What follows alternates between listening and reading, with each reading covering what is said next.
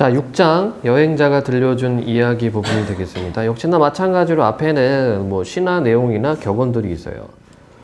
세상은 단 하나의 세계로만 존재할까 아니면 다중세계일까? 이것이야말로 자연 탐구에 있어서 가장 고상하고 가장 소중한 질문의 하나일 것이다. 알베르토 마그누스. 누군지 모릅니다. 처음에 섬 사람들은 자기네가 지상에 존재하는 유일한 인간이라고 생각했다. 설령 다른데 어디인가 사람들이 살고 있다고 생각했을지라도 망망대해가 그들의 앞을 가로막고 있었으므로 외부 세계와의 교역 따위는 엄두도 낼 수 없었다. 하지만 그 후에 그들은 선박을 발명했다. 그렇다면 앞으로 달로 갈 수 있는 어떤 방법이 발명될 수도 있지 않겠는가? 현재 우리 주위에 이런 탐험을 감행해줄 드레이크 선장도 콜럼버스도 없고 공중을 헤쳐나갈 여행편을 발명해줄 다이달로스도 없다. 그러나 나는 확신한다. 예나 지금이나 새로운 진리의 아버지인 시간은 우리 조상들이 알지 못했던 많은 사실을 우리에게 밝혀주었던 것처럼 현재 우리가 알고자 갈구하나 알지 못하는 것을 우리 후손에게 드러내 보일 것이다. 존 윌킨스 달세계의 발견. 1600년대에 이렇게 생각을 했네요. 지루한 지구에서부터 한참 높이 올라가서 지구를 내려다보면 대자연이 과연 한 점 먼지에 불과한 이 지구에 자신의 아름다움과 온갖 가치를 다 퍼부어 놓았는지 가늠할 수 있지 않겠는가? 그렇게 고공에서 지구를 내려다볼 수만 있다면 집을 떠나 먼 나라로 여행하는 사람들처럼 우리도 집안 구석에서 이루어진 일들의 잘잘못을 더 잘 판단할 수 있을 것이며 더 공정하고 올바른 평가를 내려서 결국은 모든 것들에 합당한 가치를 부여할 수 있을 것이다. 그러므로 이 지구만큼이나 사람들이 잘 살고 있고 잘 꾸며진 세계가 한둘이 아니라 여럿 있다는 사실을 인지하는 순간부터 우리는 이 세상 사람들이 위대하다 일컫는 것들에 찬미를 보내지 아니하게 되고 또 일반 사람들이 정성을 쏟아 추구하는 자질구레한 것들을 오히려 하찮게 여기게 될 것이다. 그렇죠? 그래서 먼 하늘 위로 올라가서 지구를 바라봤을 때 그런 어떤 생각들 그리고 지구 외의 다른 세상에 대한 생각들을 1690년경에 크리스티안 허이언스라는 사람이 얘기를 했네요. 자, 본문입니다.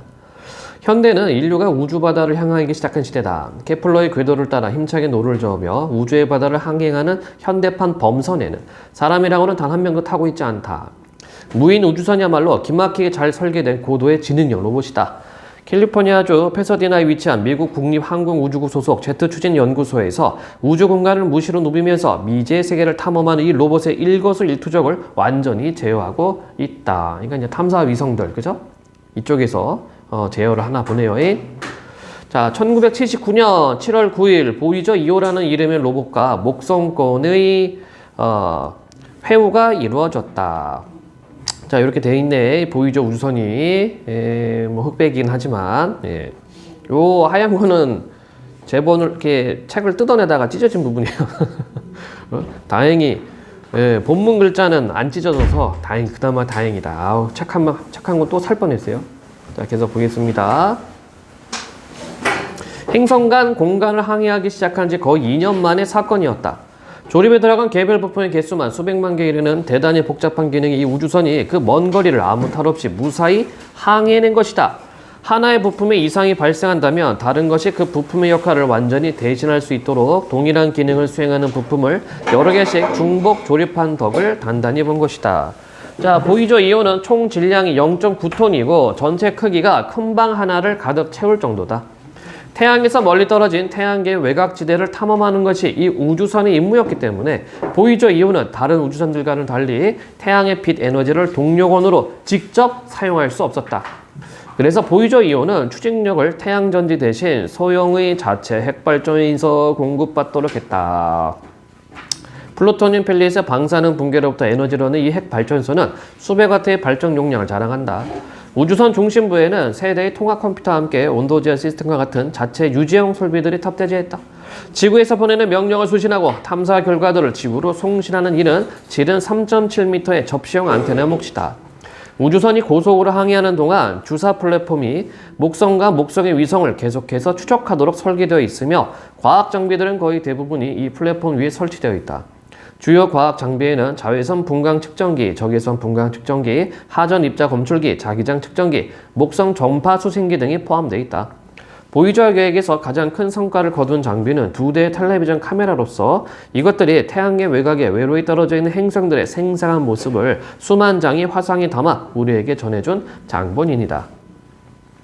목성 주변의 눈에는 보이지 않지만 매우 위험한 고에너지 하전 입자들이 두껍게 둘러싸고 있다. 목성과 목성의 위성들을 가까이서 관측하고 토성과 그 너머로까지 항해하려면 우주선이 우선 목성이 위험한 복사 벨트의 외곽을 뚫고 지나가야 한다. 그런데 고에너지 하전 입자들은 아주 민감하게 반응하는 관측 장비들을 망가뜨리는 것은 물론이고 전자장비들을 완전히 태워버릴 수도 있다.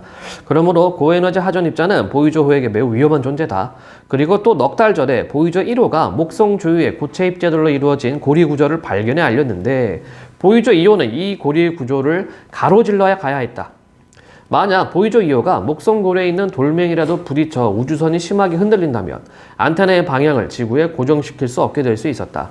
그 결과로 자칫하면 소중한 탐사 자료를 영원히 잃어버릴 가능성도 있었다. 그렇기 때문에 목성 통과 직전에 지상 통제실의 연구팀은 안심할 수가 없었다.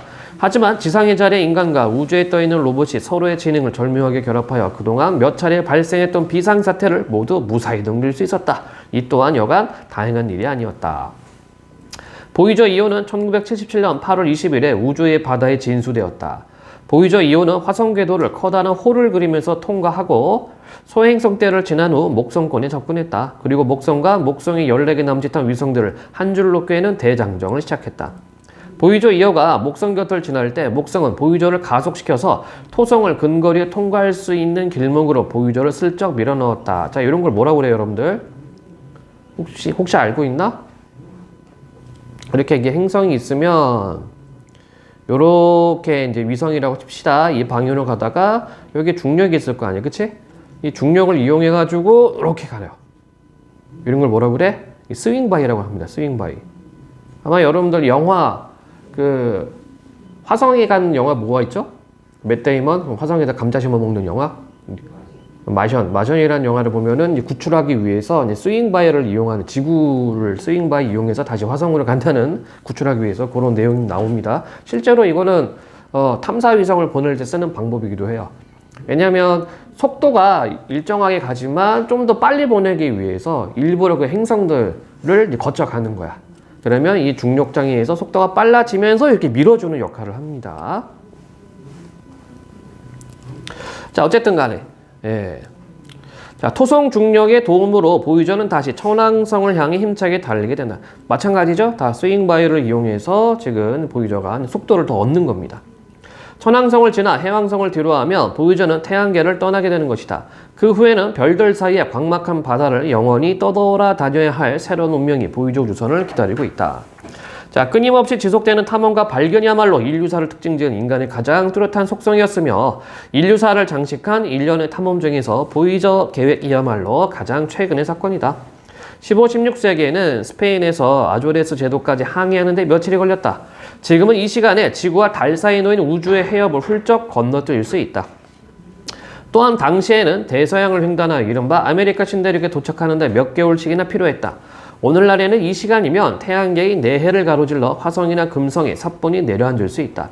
그렇다면 화성과 금성이야말로 현대판 신대륙으로서 우리의 도착을 기다리고 있는 외로운 섬인 셈이다. 17, 18세기에는 네덜란드에서 중국까지 가는데 1년 내지 2년의 세월이 필요했지만 오늘날 보이저는 이 시간에 지구에서 목성까지 갈 수 있다. 과거의 여행 비용이 오늘날에 비해서 상대적으로 좀 더 비쌌다고는 하지만 그때나 지금이나 국민 총생산 대비로 1%에도 채 못 미치는 미미한 수준에는 변함이 없다. 인공지능을 탑재한 현대 우주선들의 행성 탐사는 행성들의 유인 탐사를 알리는 선구자며 선두주자다. 인류 탐사는 늘 이렇게 진척돼 왔다. 그래서 과거에 있었던 어떤 신대륙 발견이랄지 이런 것과 이제 우주 탐사를 좀 이렇게 빗대어서 지금 설명을 해주고 있어요. 자, 인류는 15세기와 17세기 사이에 중요한 전환기를 맞으면서 지구의 모든 곳을 탐험할 수 있다는 확신을 갖게 됐다. 그래서 유럽의 대여섯 개 국가들에서 대규모 함대를 세계 곳곳으로 용감하게 파견하기 시작했다. 자, 요 때를 그래서 뭐라고 부릅니까?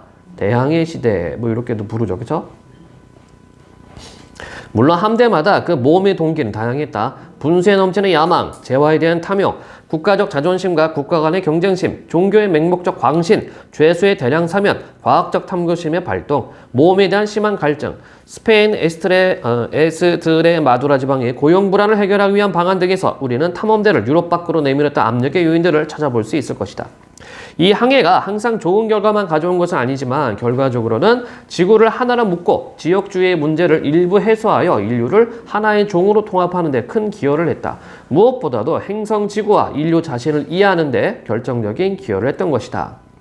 혁명적인 네덜란드 공화국 17세기는 범선을 이용한 항해와 발견으로 상징된다. 강력한 스페인 제국의 지배로부터 독립을 선언하고 해방된 직후 네덜란드는 당시 유럽의 그 어떤 국가보다 적극적으로 계몽주의 사조를 받아들여 합리적이고 질서 정연하며 창의적인 사회를 이루었다. 하지만 스페인의 항구와 강력한 함대가 네덜란드의 무역권을 가로막고 있었던 관계로 이 작은 신생공화국의 경제적 생존은 거대 무역선단을 구축하고 유효적절하게 사람을 쓰느냐와 어떻게 이 둘을 적재적소에 배치하느냐에 달려 있었다. 그래서 일본하고도 이제 무역을 했죠? 잘 모름? 예, 17세기 이때 일본하고 무역을 했고 흔히 이야기하는 그 긴 총, 그거를 또 수출도 했고 그 다음에 여러분들이 알고 있는 하멜 표류기 그 사람 네덜란드 사람입니다. 예, 요 시기예요, 요 시기. 제주도에서 이제 떠밀려 와가지고 서울로 압송해서 나중에는 관직도 받았죠. 자, 정부와 민간이 합작으로 만들어진 네덜란드 공화국 동인도에서는 세계 곳곳의 오지로 선단들을 파견하고 거기에서 희귀 물품을 구해다가 비싼 값을 받고 유럽에 되팔아 많은 이문을 챙길 수 있었다. 그러므로 탐사 항해는 네덜란드 공화국의 생명선이었다. 항해 일지와 항해도는 국가 비밀로 분류됐으며 수많은 배들이 국가 비밀 지령을 받고 출항했다. 이렇게 해서 네덜란드인들은 세계 도처로 급속하게 퍼져나갔다. 그 결과 북극해에 있는 바렌츠해와 오스트레일리아의 태즈메니아와 같이 네덜란드인 선장의 이름을 딴 지명들이 지구 곳곳에 등장을 시작했다. 탐험 항해는 본국의 경제 교육을 통해서 얻을 수 있는 것 이상을 가져다 줬다. 물론 해상 교육을 통해서 얻을 수 있었던 경제적 이득이 엄청난 것이긴 했지만 말이다. 그 속에는 지식 그 자체를 추구하는 과학적 탐구의 욕망, 미지 세계와 그것의 동식물을 발견하고자 하는 호기심, 그리고 자신들과 다른 사람들을 알고 싶은 열정이 있었다. 이 모든 것은 탐험을 이끄는 또 하나의 강력한 추진력이었다. 암스테르담 시청 청사는 17세기 네덜란드인들의 자신감과 현세적인 자아감을 반영하는 건축물이다. 이 건축물을 짓느라 대리석을 여러 척의 배로 실어와야 했다. 당시 시인이자 외교관이었던 콘스탄틴 하위언스는 이 암스테르담 청사가 고딕 양식에 추하고 너저분한 측면을 완전히 없애버렸노라고 말한 바 있다. 오늘날까지도 이 청사에는 아틀라스 신의 조각성이 별자리로 장식된 하늘을 어깨로 떠받친 채 버티고 서 있다. 아틀라스의 조각상 밑에는 정의의 신이 죽음의 신과 형벌의 신 사이에서 한 손에 황금의 칼을 잡고 다른 손에 저울을 들고 상인들의 신이라고 할 탐욕의 신과 시기의 신을 두 발로 밟고 서 있다. 네덜란드 공화국은 자국의 경제적 기반을 사유재산제도에 두었지만 무절제한 이윤의 추구는 국가 건강을 해칠 수 있는 위험 요인이라는 점을 알고 있었다. 아틀라스와 정의의 조각상 밑으로 눈길을 돌리면 그보다 덜 비유적인 상징물이 보인다. 그것은 청사의 돌바닥에 아로새겨진 지도이다. 그 세계 지도는 17세기 후반부터 18세기 초반에 이르는 시기의 서아프리카에서 태평양까지를 아우른다. 이것은 당시의 세계가 통째로 네덜란드의 활동 무대였음을 알게 하는 확실한 증거일 것이다. 그러나 이 지도에는 네덜란드 공화국이라는 이름은 슬쩍 빠져있다. 대신 유럽에서 네덜란드가 있는 지역을 가리키는 라틴어 옛 이름인 벨기움만 겸손하게 적혀있다. 당시에는 한 해에도 여러 척의 선박이 지구를 반바퀴 도는 항해에 나섰다. 주로 아프리카 대륙의 서해안을 따라 이른바 에티오피아 해라고 불리던 바다를 거쳐 대륙 남단의 마다가스카르 해협을 끼고 돈 다음 인도의 서쪽 끝을 지나 그들의 주요 목적지이자 오늘날 인도네시아라 불리는 향료 제도까지 항해하곤 했다. 그중 몇몇은 거기서 뉴 홀란드 대륙, 현재 오스트레일리아까지 더 나아갔다. 또 어떤 배들은 말라카 해협과 필리핀 군도를 지나 중국에까지 가는 모험을 감행하기도 했다. 네덜란드 연방에서 타타르 제국, 중앙아시아의 칸, 그리고 중국 황제에게 파견한 동인도 회사의 대사들이 17세기 중반에 작성한 기록이 오늘날까지 전해온다. 네덜란드 해적들, 대사들, 그리고 선장들이 베이징과 같은 대제국의 도시를 보고 새로운 문명이 주는 충격으로 입을 다물지 못했던 정황을 우리는 이 기록에서 자세히 알아볼 수 있다. 역사상 네덜란드가 그때처럼 막강한 영향력을 행사하던 시기는 없었다. 지혜와 꾀에 의존해서 살아있던 이 작은 나라의 외교 노선은 철저한 평화 정책이었다. 그들은 정통에서 벗어난 사조에 대해서도 비교적 관대했다. 마치 1930년대에 나치에게 쫓겨난 유럽 지식인들이 대거 망명이 오는 바람에 톡톡히 덕을 보았던 미국처럼 온갖 검열로 사상의 자유를 억압받던 당시 유럽 지성인들에게 네덜란드는 문자 그대로의 이상향이었다. 그래서 17세기 네덜란드는 아인슈타인이 존경에 마지 않았던 위대한 유대인 철학자 스피노자의 안식처일 수 있었다. 어디 그것뿐인가? 수학서에서 한 획을 그은 데카르트에게도 사정은 마찬가지였다. 여러분들이 배우는 방정식의 기초를 세운 사람 데카르트. 한편 페인, 해밀턴, 애덤스, 프랭클린, 제퍼슨과 같이 철학적 성향의 혁명가들에게 깊은 영향을 미친 정치학자 존 로크에게도 네덜란드는 안식처였다. 여러분도 알고 있죠? 로크, 또 누가 있어요? 홉스, 루소, 요런 사람들. 그러니까 사회계약서를 주창했던 사람이기도 하죠. 특히나 홉스는. 자, 위대한 예술가, 과학자, 철학자, 그리고 수학자들이 홀란드라는 땅에 그때처럼 넘쳐났던 시대는 아마 없었을 것이다. 당시 네덜란드 공화국은 렘브란트, 베르메르, 프란스 할스와 같은 걸출한 화가들과 현미경을 발명한 레벤후크, 국제법의 창시자 그르티우스, 빛의 굴절 법칙을 발견한 스넬 같은 사람들의 활동 무대이기도 했다. 사상의 자유를 존중하는 네덜란드 전통에서 라이덴 대학교는 지동소를 주장했기 때문에 로마 카톨릭으로부터 고문의 위협을 받으면서 자신의 생각을 버리라고 강요받던 이탈리아의 과학자 갈릴레오에게 교수직을 제의하기까지 했다. 이렇게 네덜란드와 긴밀한 관계를 유지했던 갈릴레오는 네덜란드 사람이 설계한 스파이글라스를 개조하여 그의 첫 번째 천체 망원경을 만들 수 있었다. 이 망원경을 통해 태양의 흑점, 금성의 위상변화, 달의 운석공, 그리고 목성 주위의 네 위성 등을 관측할 수 있었다. 그리고 그 위성들은 갈릴레오의 위성으로 불리게 되었다. 갈릴레오는 자신의 천문학적 주장과 관련된 종교적 갈등을 1615년 크리스티나 대공비에게 보내는 편지에 이렇게 털어놓고 있다. 대공비 전하께서도 잘 아시다시피 몇 년 전에 소인은 천체 관측을 통하여 그때까지 알려지지 않았던 새로운 사실들을 많이 발견할 수 있었습니다.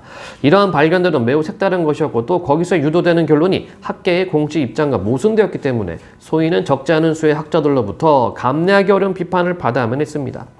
제가 자연과학의 지식체계를 뒤집으려는 모종의 불순한 의도를 가지고 마치 제 손으로 그러한 것들을 하늘에 올려다 놓은 양 많은 이들이 저를 극렬하게 매도했습니다. 새로운 발견이 과학의 연구, 성과, 성장의 동기가 된다는 사실을 그들은 망각하고 있는 듯합니다. 갈릴레오는 지동소를 지지하며 이를 주창했다. 그러나 그런 용기를 그 당시 다른 사람들에게서 찾아보기는 어려웠다. 그것은 교리를 따르는 데 있어 비교적 덜 광신적인 지역의 유럽 사람들도 마찬가지였다. 예를 들어 1643년 4월에 데카르트가 쓴 편지를 보자. 당시의 데카르트는 네덜란드에 거주하고 있었다. 물론 당신도 최근에 갈릴레오가 종교 재판을 받았고 지구 움직임에 대한 그의 견해는 이단으로 단죄되었음을 아실 겁니다. 그래서 저의 입장을 차제에 명확히 해둘 필요가 있을 것 같습니다. 저의 논문에서 제가 밝혀 설명한 모든 것들은 지구의 움직임에 관한 가설을 포함하여 너무도 상호 의존적입니다. 그러므로 그중 하나가 틀렸음을 알면 나머지 것들도 모두 그 논리가 어긋남을 어렵지 않게 보실 수 있을 겁니다. 비록 저의 소견이 명확하고 확실한 준거에 의거해야 했다고 주장한 바 있습니다만 교회의 권위에 맞서서 이를 고수하고 싶은 생각은 추호도 없습니다.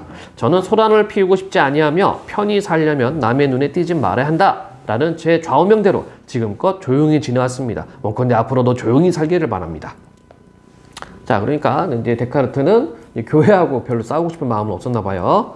자, 해양 강국으로서의 네덜란드와 지성과 문화의 중심지로서의 네덜란드는 서로 별개의 것이 아니었다. 조선술의 발전이 모든 기술 분야의 발전으로 이어졌다. 네덜란드인들은 기술을 존중했으며 사회 전체가 발명가를 제대로 평가하고 예우하는 분위기였다. 기술의 진보는 지식 추구의 자유가 전제돼야 비로소 가능하다는 점을 염두에 둔다면 네덜란드가 유럽 출판의 중심지였다는 사실은 충분히 이해할 수 있다. 외국어 저작물의 번역 출판은 물론이고 다른 나라에서 판매가 금지된 서적이라도 네덜란드에서는 출판이 허용됐다. 미지 세계로 향하는 탐험의 정신과 낯선 사회의 잦은 접촉은 자기만족의 타성을 송두리째 흔들어 사상가들로 하여금 사회 전반에 걸쳐 유효한 통념들을 다시 한 번 더 생각하게 하는 동인으로 작용했다. 그 결과 수천 년 동안 의심 없이 받아들여졌던 주장들조차 근본적인 오류가 있음이 지적되고 과감하게 수정됐다. 우리는 특히 지리학 분야에서 그런 예들을 많이 볼 수 있다. 왕이나 황제의 통치가 보편적이던 당시 유럽에서 네덜란드는 국민에 의한 통치가 그 어느 나라보다 더 잘 이루어지는 공화국이었다. 사회 전반에 퍼져있던 개방적 사고와 생활 양식 그리고 물질적 풍요와 새로운 세계에 대한 탐험과 개척의 정신은 네덜란드를 진취성과 활력이 넘치는 공동체로 만드는 데 훌륭한 밑거름으로 작용했다. 그즈음 이탈리아에서는 갈릴레오가 또 다른 세상의 발견을 공표하고 조르다노 브루노는 우주에 우리와 다른 형태의 생물들이 존재하리라는 주장을 펴고 있었다. 물론 그들은 이러한 발표와 주장으로 철저하게 비판받는 처지에 놓이게 됐다. 하지만 이와는 대조적으로 네덜란드에서는 크리스티안 하이언스가 위 두 사람의 의견을 모두 지지하면서도 온갖 찬사를 다 받으며 살고 있었다. 그의 아버지 콘스탄틴 하이언스는 당시 수석 외교관이었고 문학자, 시인, 작곡자, 연주자로서 다양한 문화활동을 펴는 한편 영국의 시인 존 던의 절친한 친구로서 그의 작품을 번역하기도 했다. 아울러 그는 전형적인 대가족의 가부장이었다. 콘스탄틴은 화가 루벤스를 존경했고 또한 청룡 렘브란트를 발굴하였다. 그래서 훗날 렘브란트의 작품에 종종 등장하게 된다.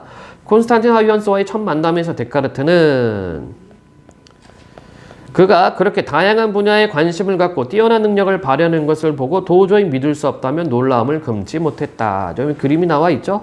왼쪽에는 갈릴레이 그림이고 오른쪽은 이 사람 누군가? 크리스티안 하이언스가 되겠네요. 자, 하이언스의 집은 세계 각지에서 온 온갖 종류의 진귀한 물건들로 가득했고 종종 세계 여러 나라의 위대한 사상가들이 방문하는 장소가 되기도 했다.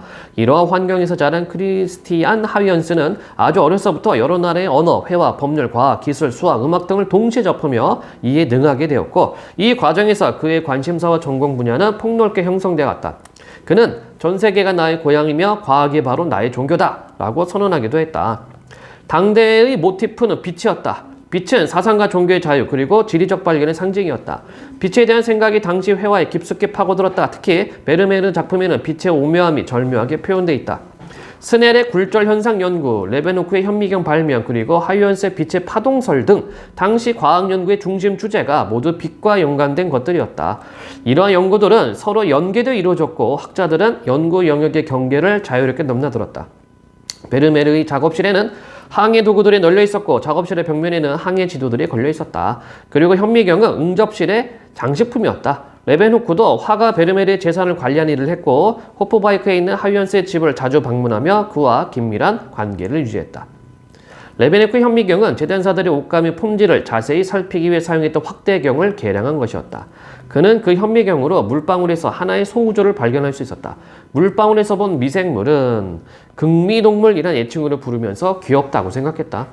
하이언스는 초기 현미경들을 설계하는 데 적지 않은 기여를 했으며 그 자신도 현미경으로 새로운 발견을 많이 했다. 사람의 정자를 처음 본 소수의 사람들 중에 레베누크와 하이언스가 들어있을 것이다. 정액세포의 발견이 사람의 생식작용을 이해하는 데 단초가 되었다. 하이언스는 충분히 끓여서 완전 소독한 물에서도 미생물이 서서히 증식하는 현상을 관찰하고 미생물들은 충분히 작아서 공기 중에 떠다닐 수 있으며 떠다니다가 물에 내려앉아 번식한다고 설명함으로써 생명의 자연 발생설의 하나의 대안을 제시할 수 있었다. 자연 발생설이란 생물은 기존의 생물과 아무 관계없이 발효 중인 포도나 썩은 고기 등에서 자연적으로 나타난다는 생각이었다. 그러나 하이언스의 추측을 루이 파스테르가 확인하기까지는 파스테르 알고 있죠? 예. 2세기에 이르는 긴 시간이 더 필요했다. 자, 이때 파스테르가 어떤 실험을 했습니까? 바로 여기 나와 있는 자연 발생, 이거 진짜야? 라고 해서 하나는 물 담아놓고 하나는 물 담아놓은 비커를 닫았죠. 그랬는데 생겨나지 않은 것을 이제 확인했습니다. 자, 여러 가지 측면에서 화성 생명 탐사 계획은 그 기원이 레베누크와 하이언스에 닿아 있다. 병이 세균 때문에 생긴다는 학설의 비조도 바로 이 둘이다. 그러고 보니 현대의학의 상당 부분도 레베누크와 하이언스에게서 그 뿌리를 찾을 수 있다. 하지만 그들은 자신들의 생각을 실제 응용의 단계까지 밀고 가지 않았다. 당시 사회의 기술 수준에서 독특한 생각들을 제시하는 선에서 그치고 말았다. 자, 네덜란드에서 17세기 초에 개발된 현미경과 망원경은 인간의 가시한계를 아주 작은 것으로 그리고 아주 큰 영역으로 각각 확장시켰다. 현재 우리가 원자핵이나 은하를 관측할 수 있게 된 것도 따지고 보면 그 뿌리가 17세기 초 네덜란드에까지 닿아 있다고 하겠다. 크리스티안 하이언스는 유리를 직접 갈아서 전체 망원경 제작에 필요한 렌즈를 만들기 좋아했으며 한 번은 5m 길이 굴절 망원경을 제작했다. 아마 저만 한번 얘기한 적 있을 거예요. 그쵸? 렌즈가 깡패입니다. 크면 클수록 돈 많이 들어가요. 그 망원경으로 그가 이룩할 수 있었던 새로운 발견들은 인류사에서 하이언스의 위치를 확고히 하기에 충분한 수준의 것이었다.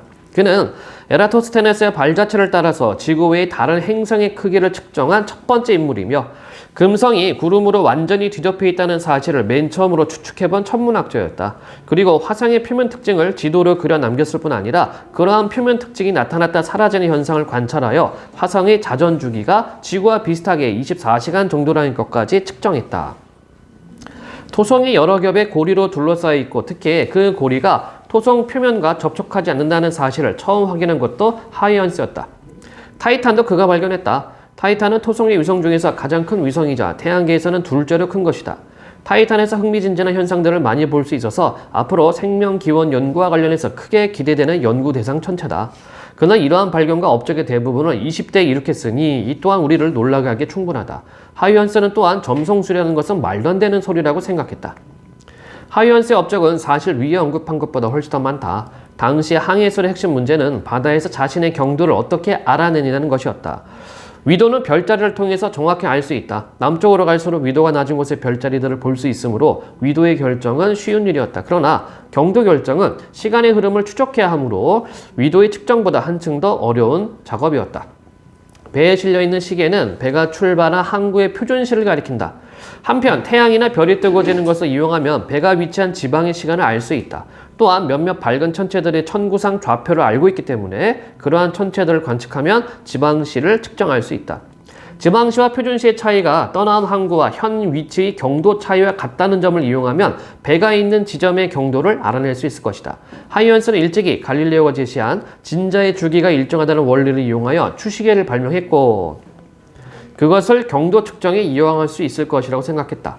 그가 발명한 추시계를 항해사가 바다 한복판에서 자신의 위치를 측정하는 데 활용했지만 완전히 성공적이지는 못했다. 그러나 그가 쏟은 노력의 결과로 천문 관측과 과학 실험의 정확도가 그때까지 수준을 훨씬 뛰어넘게 했다. 정확도의 향상이 항해용 시계의 발달을 크게 자극했던 것이다. 하이언스는 균형을 잡아주는 나선 모양의 용수철을 발명했으며 이 용수철은 오늘날까지도 일부 시계에 이용되고 있다. 보통 이제 우리가 태역 갖는다고 하죠. 그는 역학의 발전에도 큰 공헌을 했다. 예를 들어 원심력은 그가 계산해낸 것이다. 그는 또 주사위 놀이를 연구하여 확률론에도 공헌했다. 하이언스는 공기펌프를 개량하여 나중에 채광산업의 혁명을 불러왔다. 그가 발명한 요술 등은 오늘날 슬라이드 영상의 원조다. 그는 화약 엔진이라 할 수 있는 것을 개발하여 증기기관 발달에도 큰 영향을 미쳤다. 하이언스는 지구가 하나의 행성으로서 태양의 주위를 공전한다는 코페르니쿠스의 지동설이 네덜란드의 보통 사람들 사이에 널리 받아들여지는 것을 보고 무척 기뻐했다. 그는 지동설을 놓고 이해력이 좀 부족하거나 인간이 만든 헛된 권위의 미신에 완전히 사로잡힌 이들만 제외하면 모든 천문학자들이 받아들이는 학설이라고까지 이야기했다. 중세 기독교 철학자들은 천구가 지구를 중심으로 하루에 한 바퀴씩 돌기 때문에 결코 무한대일 수 없다고 주장했다. 따라서 그들은 무한개의 세계는 말도 안 되고 여러 개의 다른 세계, 심지어 단 한 개의 다른 세계도 존재할 수 없다고 믿었다. 도는 것은 하늘이 아니라 지구라는 사실의 발견은 우리로 하여금 지구의 유일성에 의심의 눈초리를 던지게 했으며 지구 이외의 장소에 생명이 존재할 수 있다는 것을 하나의 훌륭한 가능성으로 받아들이게 했다. 그렇지만 코페르니쿠스는 태양이 태양계뿐만 아니라 전 우주 중심이라고 생각했고 케플러는 다른 별들이 행성계를 거느리지 않는다고 믿었다. 태양 아닌 자신들만의 중심별 주위를 각기 궤도 운동하는 행성들이 우주에 수없이 많을 것이라는 생각을 인류사에서 처음으로 한 사람은 아마 조르다노 브루노일 것이다. 그러나 많은 사람들은 코페르니쿠스와 케플러의 우주관에서 다중세계에 대한 생각이 직접적으로 유도돼 나온다고 생각했고 스스로 그 다중세계관에 경악해 마지 않았다. 17세기 초 로버트 머트는 규류법을 동원하여 태양 중심 우주관이 이미 그 자체로 다른 행성계의 존재를 의미하기 때문에 태양 중심 우주관은 자체 모순이라고 주장했다. 그는 약간 강압적인 노트로 다음과 같이 열을 올렸다. 만약 천상의 실상이 코페르니쿠스주의 위인들이 주장하는 바와 같이 무한히 큰 공간에 무수히 많은 별들이 가득 차 있는 것이라고 할 것 같으면 우리는 다음과 같은 생각도 할 수 있다. 창공에 빛나는 저 많은 별들이 모두 그 나름의 태양으로서 중심에 자리를 잡고 앉아 자기 주위의 행성들을 거느릴 수 있지 않겠느냐는 생각 말이다. 그리고 천상의 사정이 실제로 그렇다면 셀 수 없이 많은 세계들이 무한히 넓은 우주 공간에 있다고 해도 누가 뭘 할 수 없지 않은가? 어떻게 이런 것들이 가능할 수 있다고 하겠는가? 이것이야말로 엄청난 영리가 아니고 또 무엇인가? 케플러와 같은 이들의 말처럼 지구가 움직인다는 가설을 그대로 받아들인다면 우리는 이러한 난제들에 봉착하게 되고 마는 것이다. 하지만 지구는 움직인다. 머튼이 만약 우리 시대에 살았더라면 그는 아마 똑같은 규류법을 동원하여 무한한 개수의 세계들이 틀림없이 존재한다 라고 추론했을 것이다. 하이언스는 머튼식 주장에 주눅들지 않았다. 그는 오히려 우주 저 너머에는 또 다른 태양들이 있을 것이라고 다중세계의 실제성을 흔쾌히 받아들였다. 더 나아가 하이언스는 그러한 별들이 우리의 태양계와 같은 행성계를 거느리고 또한 그 행성들에는 생물이 살지도 모른다고 생각했다. 우리가 그 행성들을 단지 거대한 사막과 같이 아무런 생물이 살지 않는 그러한 곳으로 간주한다면 그것은 결국 지구라는 행성에게 모종의 특별한 지위를 부여하는 셈이다. 따라서 그것은 전혀 합리적인 생각이 아니다. 라고 그는 잘라 말했다.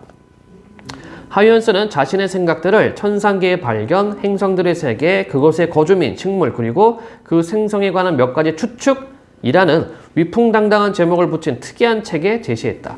이 책은 하이언스가 죽기 직전인 1690년경에 완성되어 러시아의 표트르 대제를 비롯한 많은 이들로부터 높은 평가를 받았다. 표트르 대제는 하이언스의 이 책을 서양의 과학을 러시아에 소개하는 시리즈의 첫 번째 책으로 출판했다. 하이언스는 이 책의 대부분을 행성들의 자연환경에 관한 내용으로 채웠다. 고급스럽게 장정된 초판본을 보면 태양과 거대 행성인 목성과 토성의 상대 크기를 비교한 그림이 들어있다. 거대 행성이라고 해도 태양에 비하면 매우 작다. 그리고 토성과 지구가 나란히 있는 애칭화가 하나 있는데 우리 지구는 거기에서 아주 작은 원으로 표현되어 있다. 하이언스는 다른 행성들의 자연환경과 그곳에 거주하는 생물들의 실상을 17세기 지구인들에게 알려진 지구의 상황과 대체로 비슷하게 상상했다. 그는 행성인들이 그 체구와 육신의 세세한 부분에서 지구인과 눈에 띄게 다를 것이다. 그야말로 우스꽝스러운 생각은 우리 인간과 같은 모습을 갖춰야만 그 안에 이성을 갖춘 영혼이 깃들 수 있다는 생각이다. 다시 말해서 이상하게 생긴 자도 똑똑할 수 있다는 뜻이다. 그러나 그 뒤에는 이상하게 생겼어도 그 정도가 지나치게 이상할 리 없다는 하이언스의 주장이 이어진다. 즉 우리처럼 손이 있고 발이 달렸을 것이며 직립보행을 하고 글자와 기하학을 알 것이고 나아가 목성의 바닷길을 헤쳐가는 목성의 뱃사람들은 목성에 딸린 위성 4개를 그들의 항해에 활용할 것이라고 주장했다.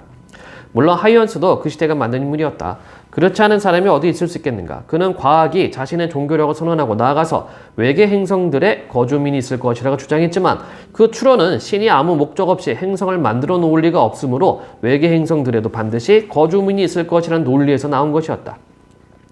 사실 하이언스 시대는 다윈의 진화론이 나오기 전이므로 외계 생물에 대한 그의 생각은 생명 진화를 전혀 고려하지 않은 것이었다.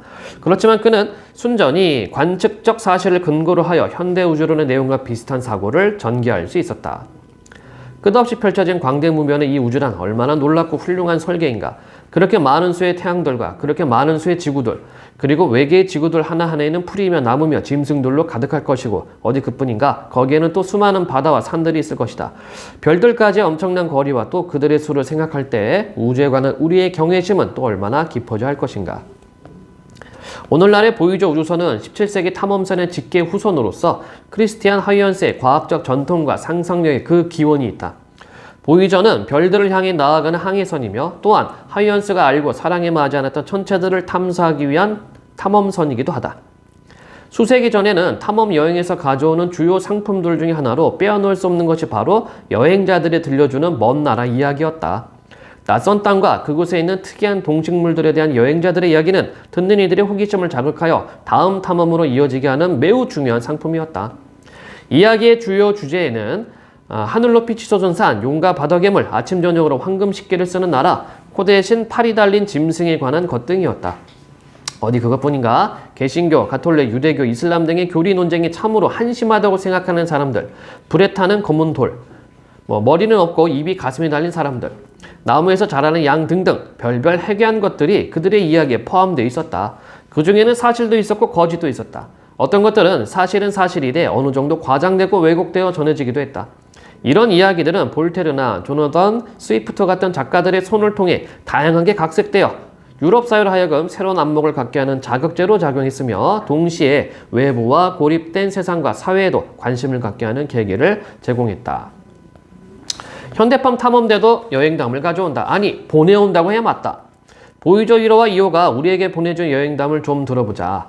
귀가 아니라 눈으로 듣자. 보이저는 산산이 깨어진 수정구같이 금이 간 세상이나 북극에서 남극까지 온통 거미줄 같은 것들로 뒤덮여 있는 구형 천체에 대한 이야기를 들려주는가 하면 감자처럼 생긴 작은 위성과 지하에 용암의 바다가 형성되어 있는 위성에 관한 이야기를 저 멀리에서 지구인들에게 들려준다.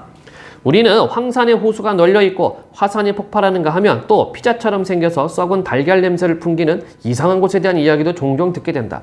그리고 지구와는 비교가 안 될 정도로 거대한 지구와 같은 행성이 1000개는 좋게 들어갈 목성에 대하여 참으로 놀라운 여러 가지 이야기들을 우리에게 전해준다. 목성 주변에 있는 갈릴레오의 위성들은 그 크기가 거의 수성과 맞먹을 정도로 큰데 우리는 그들의 크기와 질량으로부터 밀도를 계산하고 밀도에서부터 각 위성의 구성 성분을 추정할 수 있다.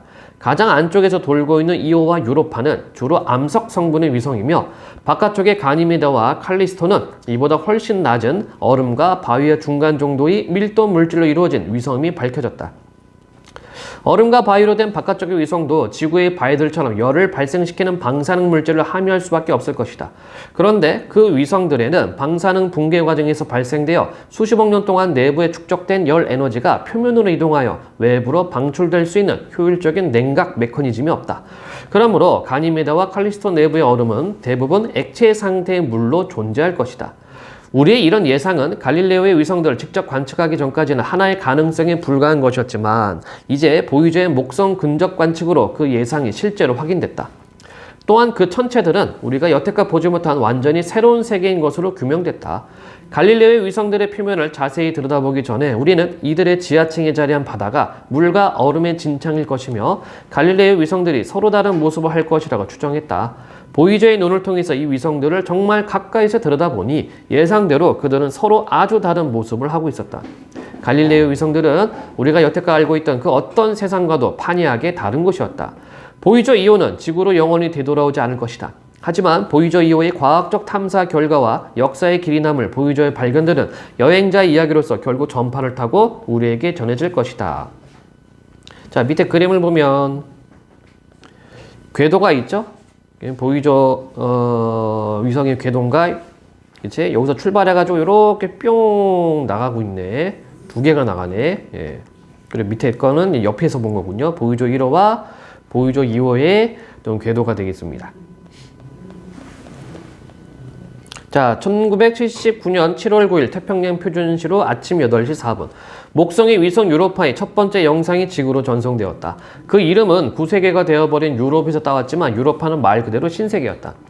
그럼 어떻게 태양계 먼 곳에서 관측된 영상이 우리 지구에까지 전송될 수 있는 것일까? 먼저 태양광선이 목성 주위를 궤도 운동하는 위성 유로파에 떨어지고 유로파는 입사된 빛의 일부를 반사하여 우주 공간으로 다시 내보낸다. 이렇게 반사된 빛의 일부가 보이저에 실려있는 텔레비전 카메라의 형광 물질을 자극함으로써 유로파의 이미지가 만들어지는 것이다. 이렇게 만들어진 이미지를 보이저의 컴퓨터가 읽어서 숫자 신호로 변환된 다음 10억 킬로미터나 떨어져 있는 지구상의 전파 망원경으로 송출한다. 그 신호를 수신할 지상 전파 망원경은 스페인의 한 대, 캘리포니아 남쪽 모하비 사막의 한 대, 그리고 오스트레일리아의 또 한 대가 있었다. 1979년 7월 9일 아침, 바로 그 시간에 목성과 유로파를 정면으로 바라볼 수 있었던 망원경은 오스트레일리아의 것이었다. 오스트레일리아에서는 받은 전파 신호를 지구 주위를 돌고 있던 통신 위성으로 보내고 통신 위성은 그 신호를 받아서 캘리포니아 남부로 넘겨준다.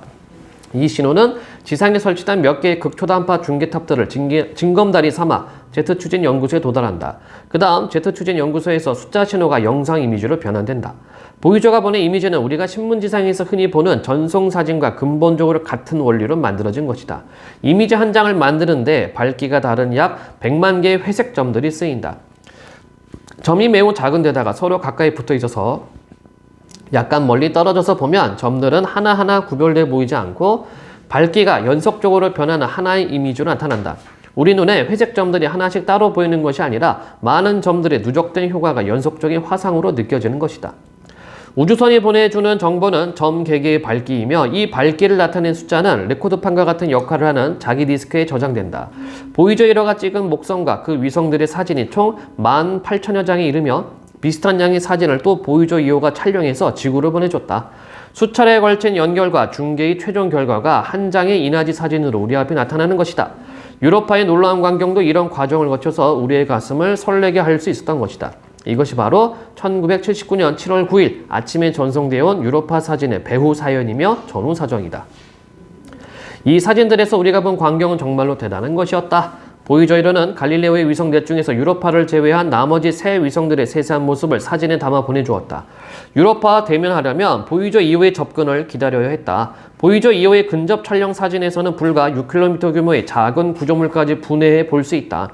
언뜻 보기에 유로파의 표면에서는 퍼시벌 로웰이 화성을 보고 상상했던 운하 비슷한 구조물, 물론 지금은 우주 탐사선의 직접 관측으로 이러한 구조가 없다고 밝혀졌지만 비슷한 구조물은 찾아볼 수 있었다.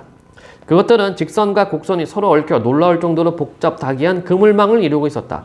얽히고 설킨 저 검은 줄들이 주위보다 고도가 높은 산마루인지 아니면 오히려 주위보다 낮게 치마된 골인지 궁금하다. 어떻게 만들어졌을까? 혹은 이 위성의 지각이 전반적으로 팽창 또는 수축하는 과정에 생긴 거대한 판구조 운동의 결과일까?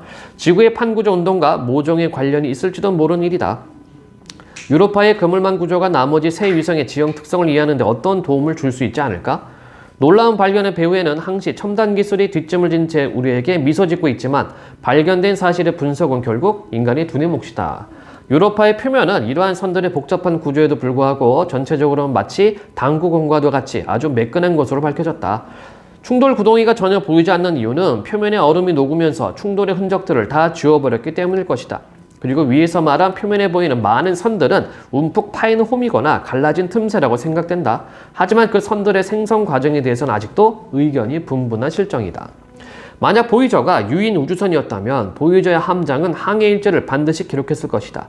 보이저 1호와 2호의 가상 함장들이 작성했음직한 항해 일지를 종합해서 정리한 내용을 읽어보자. 1일 식량과 기타 비축물 그리고 기기에 관한 걱정을 뒤로하고 성공적으로 케이프 커버네르 우주기지를 이륙, 행성과 별을 향한 긴 여정을 시작했다. 2일 과학 장비들을 탑재한 주사 플랫폼에 지지사다를 펴는데 문제가 발생함. 이 문제가 해결되지 않으면 촬영한 이미지와 측정한 과학 자료들이 모두 유실돼 큰 걱정. 13일 우리들로 보이는 지구와 달을 촬영하다 둘이 우주에 나란히 떠있는 모습을 찍은 최초의 사진이다. 참으로 어여쁜 한 쌍이다. 150일 궤도 중간 수정을 위한 엔진 점화 실시. 170일 일상적인 하루를 보내 몇 달째 무사평원. 185일 밝기 눈금 조정의 기준으로 쓰기 위하여 목성의 이미지를 촬영했다. 결과는 성공적이다. 207일 지지사달의 문제가 드디어 해결됐다. 하지만 주전파 송신기는 여전히 작동 불능이다. 여분의 송신기로 교체했는데 이게 작동하지 않는다면 관측 자료를 지구로 보낼 수 없게 된다. 215일 화성 궤도를 지났다. 화성은 이제 태양 반대쪽에 있다. 295일 소행성대 진입. 큰 바위 덩어리들이 사방으로 굴러다닌 영락없는 우주의 모래톱과 암초다. 대부분은 궤도 추정이 불가능하다. 경계 요원을 배치했다. 충돌을 모면하길 바란다. 475일 소행성대를 무사히 벗어났다. 살아나와 다행이다. 570일 드디어 목성이 그 웅장한 모습으로 우리에게 다가온다. 이제 우리는 지구상의 어떤 망원경으로도 볼 수 없었던 목성의 모습들을 자세히 관측할 수 있을 것이다. 615일 목성의 엄청난 기후변화에 우리는 마치 최면에 걸린 듯했다. 그리고 이 행성은 정말 엄청나게 크다. 아마 태양계의 다른 모든 행성들의 질량을 다 합쳐도 목성 질량의 절반에도 못 미칠 것이다. 산도 없고 계곡도 없고 화산도 없고 강도 없다. 또한 지표면과 대기의 경계도 없는 듯하다. 단지 엄청난 가스와 구름의 층들이 보일 뿐이고 표면이라고 딱히 짚어 이야기할 만한 곳은 어디에도 없다.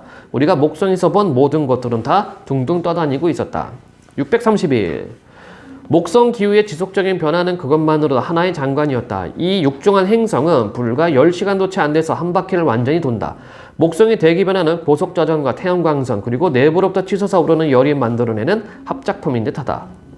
642일 인상적이고 멋들어진 구름무늬다. 고흐의 별이 빛나는 밤이나 블레이크나 뭉크 작품들이 연상된다. 그러나 연상은 실제 상황에 미치지 못하는 법.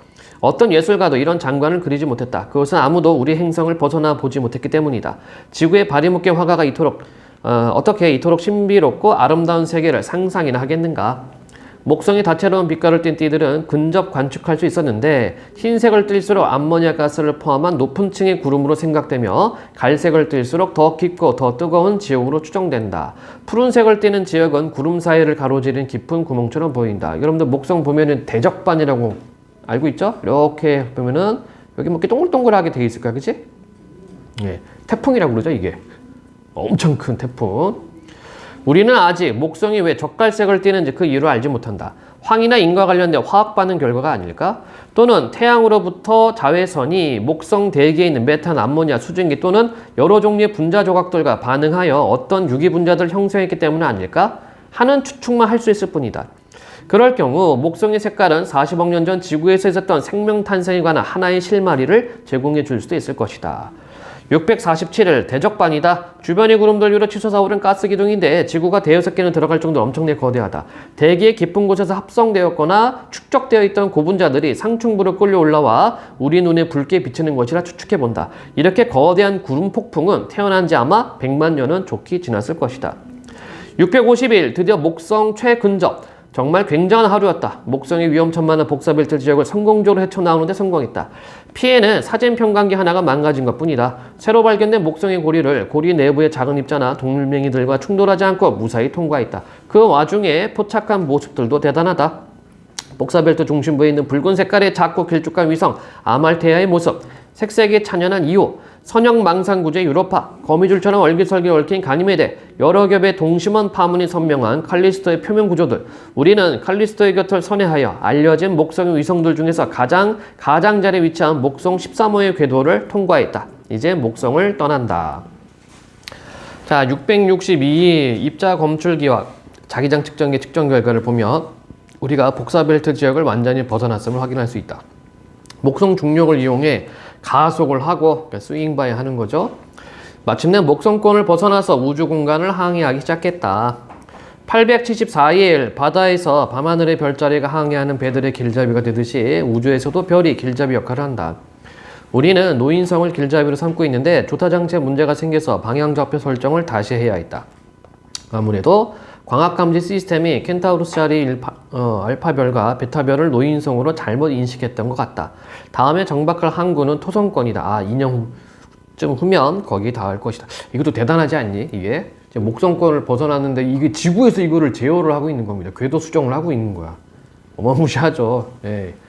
이게 79년에 쏘아올린 건데 77년, 76년 요때 쏘아올린 건데 참 대단하다. 역시 미국이다. 자, 나는 보이저의 여행담 중에서 특히 이오의 이야기에 홀딱 반했다. 이오는 갈릴레의 4대 위성들 중 목성 가장 가까이에서 공전하는 위성이다. 보이저가 정보를 보내오기 전부터 우리는 이오가 좀 특이하다고 알고 있었다. 지상 망원경으로는 이오 표면에서 아무것도 알아볼 수 없었다. 그렇지만 붉다는 사실 하나만은 확실했다. 사실 이오는 무척 붉었다. 화성보다 더 붉다고 알려졌으며 태양계에서 가장 붉은 천체로 지목되고 있었다. 수년에 걸쳐 지속적으로 수집한 자료를 통해 표면이 변하고 있다는 추측을 할 수 있었다. 특히 적외선과 전파레이더 관측에서 변화 조짐을 뚜렷하게 알아챌 수 있었다. 그리고 거대한 도넛 모양을 하는 원자기체의 튜브가 이오의 궤도 근방에서 목성을 감싸고 있음을 어렴풋이 추측할 수 있었다. 그리고 그 기체의 성분은 황, 나트륨, 칼륨이며 이오가 흘리고 간 물질일 것이라는 것까지 알고 있었다. 자, 보이저 1화가 찍은 목성이 대적반이라고 해요. 아까도 얘기했지만 여기는 지금 제본 뜨다가 찢어먹은 거고 엄청 크죠? 그러니까 앞서서 내용으로는 여기에 지구 6개 정도가 들어갈 수 있는 크기라고 얘기를 하고 있네.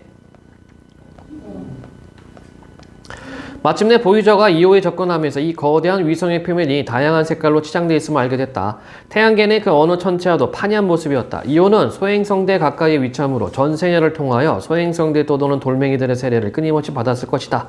물론 충돌 구덩이들이 많이 패였을 것이다. 하지만 이오의 표면에는 그러한 흔적이 전혀 남아있지 않았다. 그렇다면 이오의 표면에서 일어나는 모종의 작용이 파인 구덩이를 모조리 메웠던 거 아니면 지워버렸을 것이다. 그 작용 정체는 무엇일까? 결코 대기와 관련된 작용은 아닐 것이다. 왜냐하면 이오에는 대기가 없기 때문이다. 이오의 표면 중력이 너무 약해서 기체 분자들은 이오의 표면을 쉽게 탈출해버렸던 것이다. 그렇다고 물의 흐름이 그 원인이라고 지목할 수도 없다. 이오의 표면은 물이 액체로 존재하기에는 기온이 너무 낮기 때문이다. 화산 분화구와 비슷하게 생긴 장소를 몇 군데 볼 수 있었지만 이 또한 확고부동하게 확인할 수는 없었다. 보이저 항해팀의 일원인 린다 모라비토는 보이저의 궤도를 정확하게 유지해야 하는 책임을 맡고 있었기 때문에 이오가 어떤 별 곁에 있는가를 자주 확인할 필요가 있었다. 그래서 그녀는 컴퓨터 앞에 앉아서 이오의 경계 부분을 밝게 하여 그 뒤쪽에 있는 별이 드러나게 하곤 했다. 그러나 어느 날 이오의 어두운 표면을 배경으로 높이 솟는 밝은 구름을 보고 그녀는 소스라치게 놀랐다. 버섯 구름의 위치를 확인해 본 결과 화산이 아닐까 하고 의심하던 곳 중 하나였다. 바로 보이저가 지구 바깥에서 활화산을 하나 발견하는 순간이었다. 가스와 기타 분출물을 계속해서 토해내는 활화산이 이오의 표면에서 그 후에 모두 9개나 발견됐다. 사화산은 이호의 표면에 수백, 어쩌면 수천 개 있을 것이다. 이 화산들에서 뿜어져 나온 용암은 운석공을 모두 메우고도 남을 정도로 충분한 양이었다. 화산 불출물이 다양한 색깔로 물든 지표를 배경으로 거대한 호를 그리며 솟아오르는 모습은 상상만 해도 가슴 설레는 장관임에 틀림없다. 우리는 이호에서 완전히 새로운 광경을 보고 있는 것이다.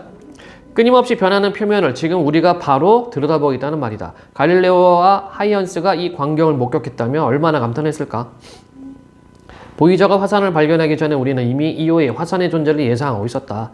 스탠턴필과 그의 동료들은 목성과 유로파가 이호에 미치는 조성력의 세계를 계산하여 이호에서 화산 활동이 있을지도 모른다고 예측했다.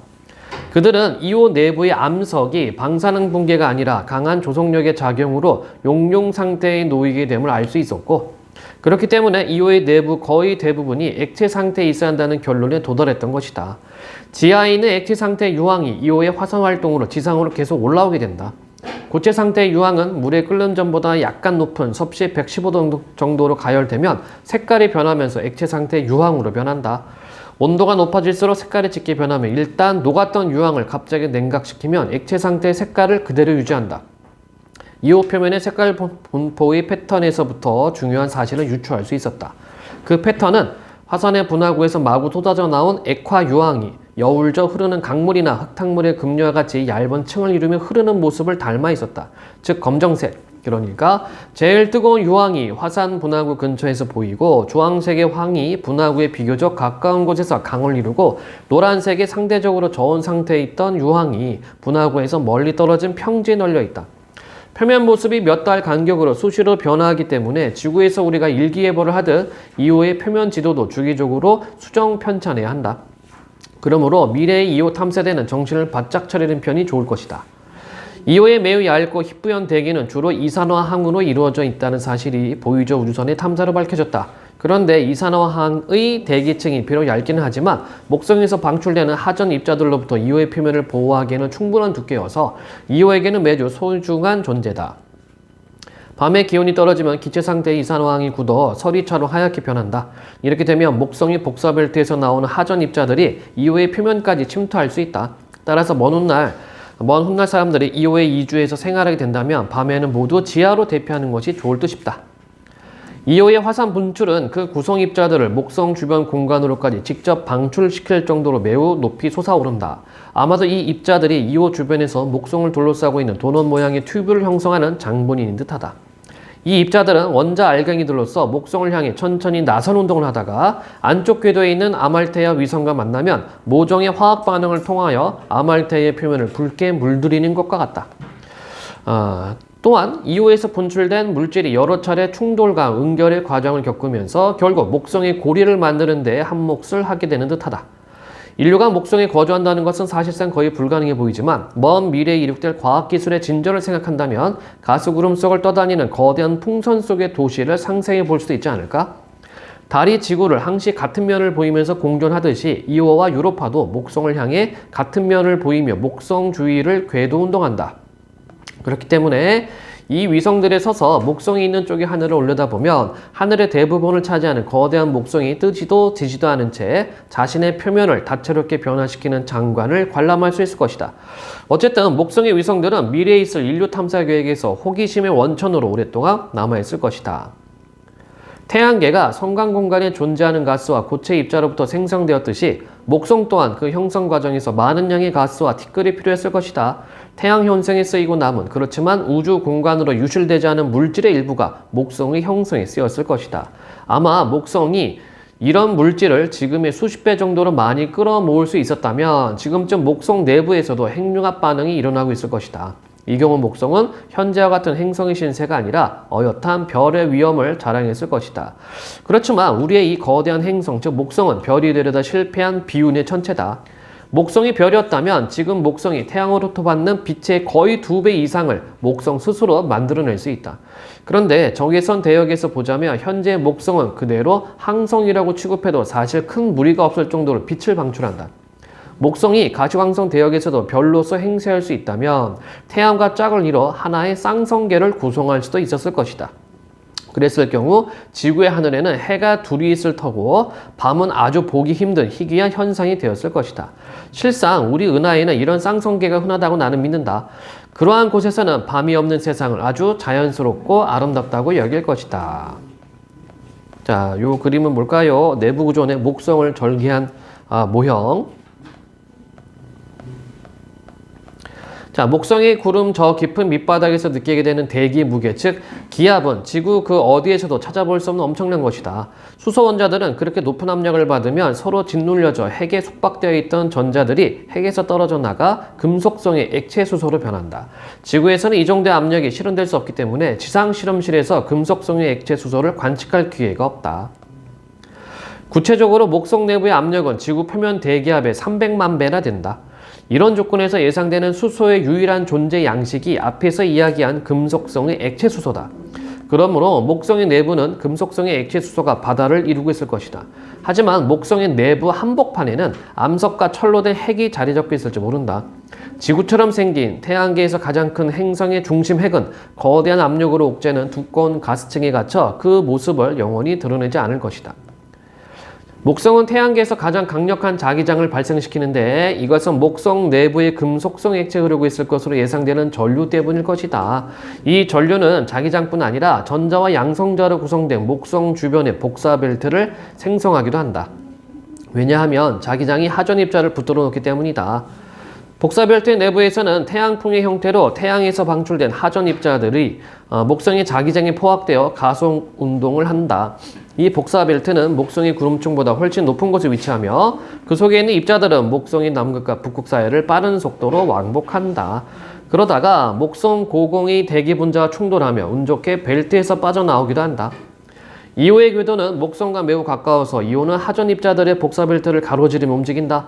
이때 하전 입자들이 폭포수같이 쏟아지면서 전파 에너지가 폭발적으로 방출된다. 우리는 이오의 궤도상 위치에 따라서 목성의 전파 폭발과 관련된 에너지 양을 정확하게 예측할 수 있다. 천문학자들의 이 예측은 지구상의 일기예보보다 더 정확하다.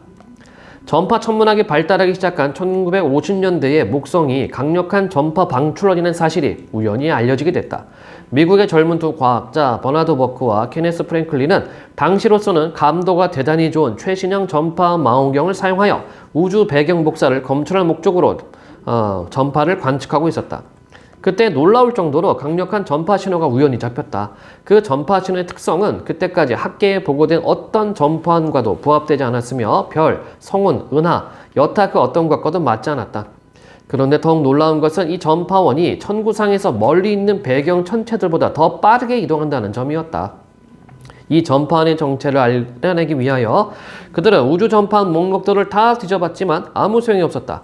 하루는 하늘에 뭐 재미있는 현상이 벌어지고 있는가 알아보기 위하여 관측식 밖으로 나와서 육안으로 하늘을 쳐다보다가 어안이 벙벙해졌다. 문제의 전파원이 있다고 생각되는 방향으로 유난히 밝은 천체가 하나 보였기 때문이었다. 그것이 바로 목성이었다. 목성의 전파 방출은 이렇게 우연히 발견되었다. 사실 과학사에서의 발견은 거의 대부분이 이런 식이었다고 해도 과언이 아니다. 목성과 보이저이로의 만남이 있기까지 목성은 그저 하늘에서 반짝이는 하나의 행성일 뿐이었다. 이러한 사정은 우리의 조상들에게도 마찬가지였으리라. 100만 년의 세월 동안 목성은 항상 밤하늘에서 유난히 반짝거리는 경외의 대상일 뿐이었다. 보이저가 목성과 만나던 날 저녁, 나는 제트 추진 연구소에 도착한 보이저의 탐사 기록을 조사하기 위하여 연구소로 향하면서 다음과 같은 생각을 했다.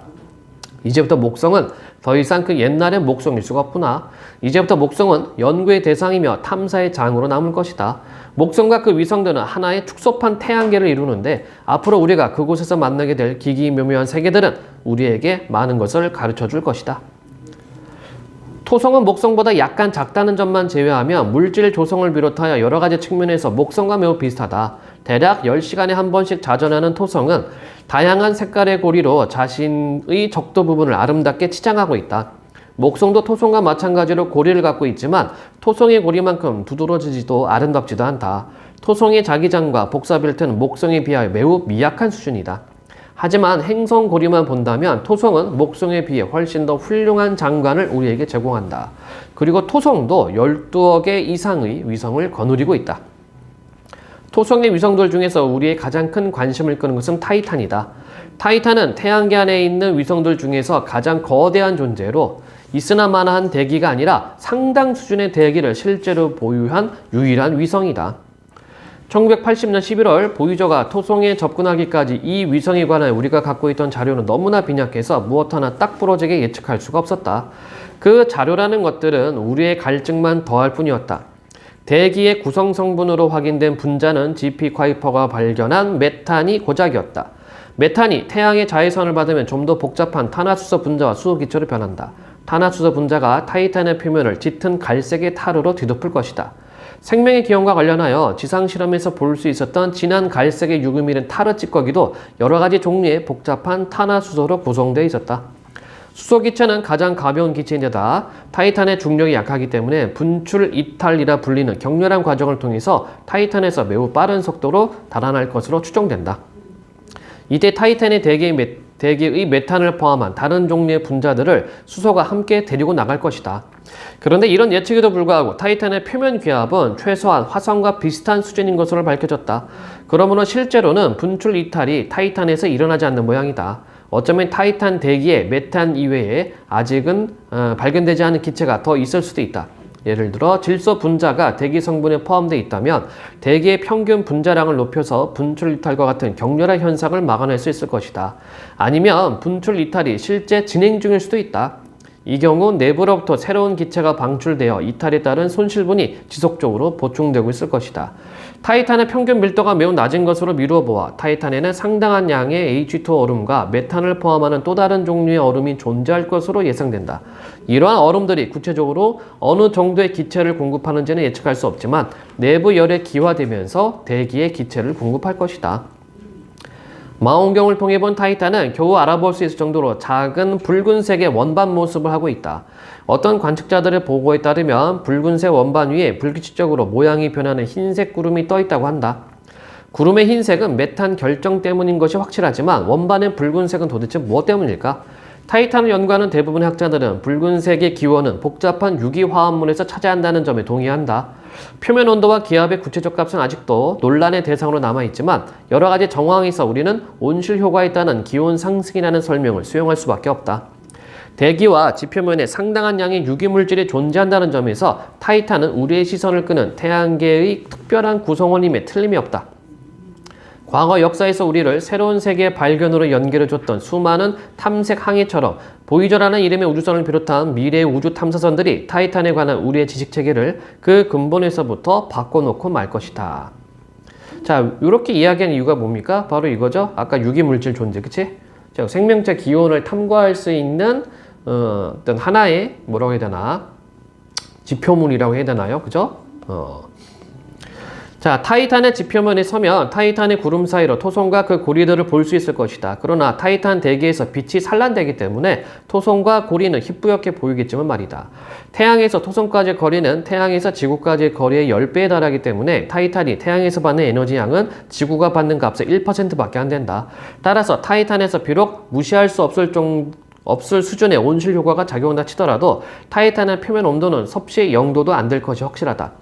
하지만 이렇게 혹독하게 추운 환경임에도 불구하고 풍부한 양의 유기물질, 태양에서 오는 복사 에너지 역할, 그리고 활화산 주위에서 예상되는 고온의 상황 등을 고려한다면 여전히 타이탄에 생명이 있을 가능성을 완전히 배제할 수는 없다. 바로 이것 때문에 앞달락에서 타이탄이 중요하다라고 얘기를 한 거예요. 자, 지구와 전혀 다른 환경에 놓여있는 타이탄에 서식할 수 있는 생물은 물론 지구의 생물과 전혀 다른 형태를 취할 것이다. 타이탄의 생명이 존재하는지 여부는 당장 확인할 길이 없고 겨우 그 가능성만 점칠 수 있을 뿐이다. 타이탄 표면에 직접 탐사선을 착륙시켜 위성의 표면을 샅샅이 뒤진 뒤에야 그 답을 얻을 수 있을 것이다. 토성의 고리를 구성하는 입자들을 자세히 알아보려면 아주 가까이 접근해야 한다. 고리 입자들은 크기가 1m에 불과한 눈덩이나 얼음 조각으로 조그마한 축소판 빙산이 공중에 떠서 빙글빙글 동굴 있다고 생각하면 된다. 우리는 토성고리의 스펙트럼을 찍어서 실험실에서 찍은 다양한 성분의 스펙트럼과 대조해봄으로써 고리 입자의 주성분이 물로 된 얼음이라는 사실을 이미 알고 있었다.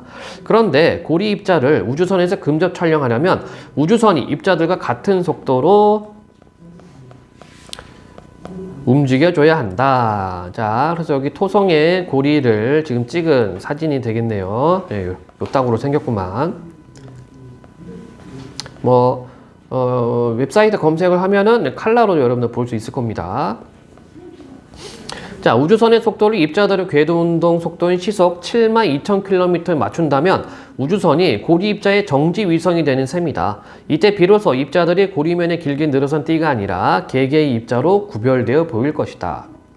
토성의 고리를 이루는 작은 입자들이 모두 뭉쳐서 토성 주위를 하나의 큰 위성으로 공존하면 안 될 무슨 특별한 이유라도 있었는지 궁금하다.